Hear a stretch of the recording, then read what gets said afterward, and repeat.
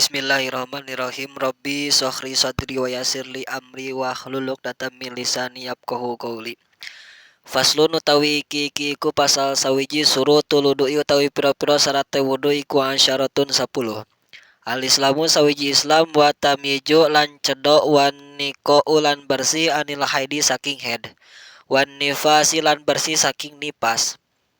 Wa amalan ado saking barang yamna'u kang nyegah ieu si mawusulal ma'i ing tumekane banyu ilal basyarati tumeka maring kulit.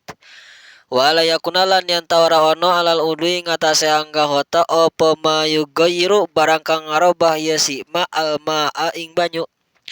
Wal ilmu lan warubi pardiyatihi kalawan kaparduane wudu. Wala ya takidalan yen ta ora nekadakeun ya uwong pardoning pardu sawiji min puro dihi saking pira-pira pardune wudu iku sunatun sunat.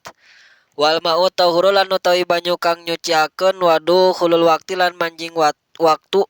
Wal mualatu lan nuli-nuli lida imil hadasi maring wong kang langgeng hadas. Faslun naratosna ari ieu pasal sahiji bade martelakeun kana sapirang-pirang syaratna wudu.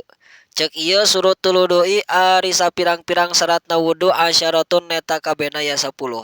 Manarupana nu 10 teh al-Islamu nyaeta kahijina Islam, wa tamyizu sareng kadua cedok, wan nikau sareng katilo bersih anil haidi tina haid wan nifasi sareng nipas.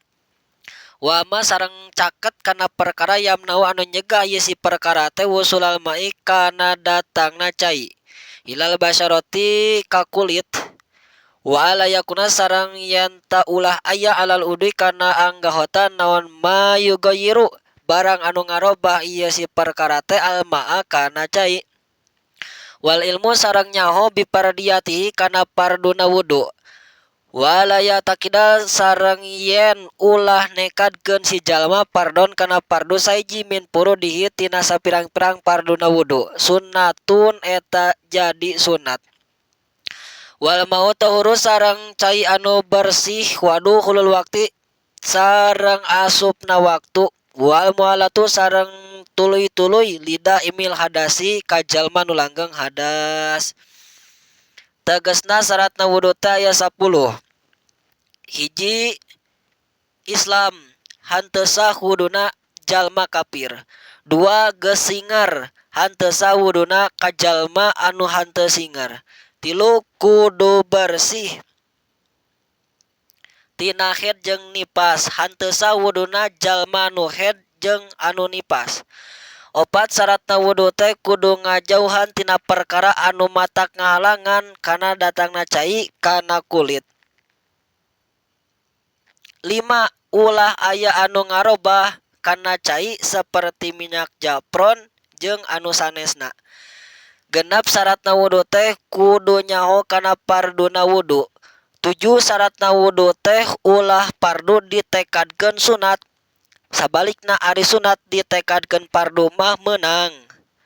8 syaratna wudu teh kudu cai anu bersih hanteu sah wuduna ku cai anu teu bersih.